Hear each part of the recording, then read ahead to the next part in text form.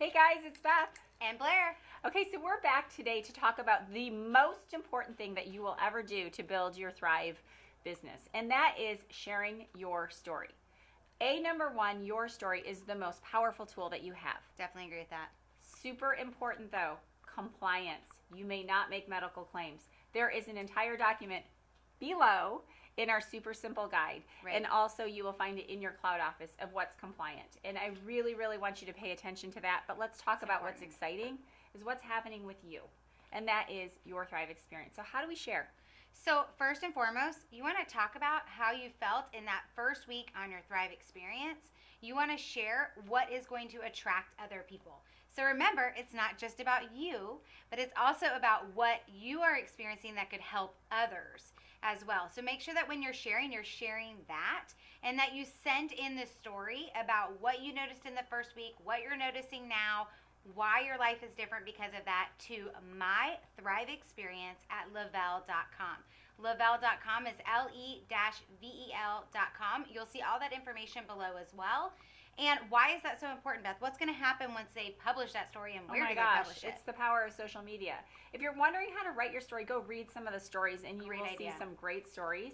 And you want to get your story on that fan page. Yeah, we've had promoters get their story on their fan page within the first week. What happens? They can share their story with their friends and family and say, look, I was featured on the Level fan page. There's over 600,000 people that have liked that page. You have that link forever that you can say, you know what, hold on, let me share my story with you.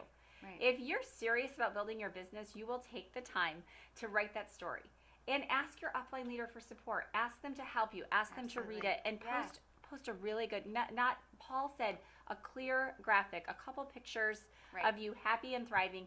Get it on the fan page. And then the other thing I want to talk about with your story is having your story ready to go to share. Before Thrive, I was tired, exhausted. I was in a mental fog. I wasn't feeling great. I was feeling really old. And I kept seeing posts. I mean, I am old, but I was feeling ancient. So I like to say before Thrive, and then you can say after Thrive, I was, and you are hitting on people. Everybody's tired, exhausted, worn out. Everybody needs the Thrive experience. So practice your story, your elevator pitch when someone says, what is Thrive? All I know is this is how I feel. Get your story on the fan page. And really quick, when you're practicing your story, you guys, here's something really important to remember. You want to practice it in front of the mirror, with your dog, with your children, whatever. But what happens is the more times you say it, the more natural it will become for you, and the quicker it will come off of your tongue when you're out and about meeting people. So don't be embarrassed to practice it a bunch of times, and don't be embarrassed to send that story in, so that now you have that compliant story that you can post all over social media and send out to people. Don't forget to get that done. We're out of here for now, and we'll be back with a great video.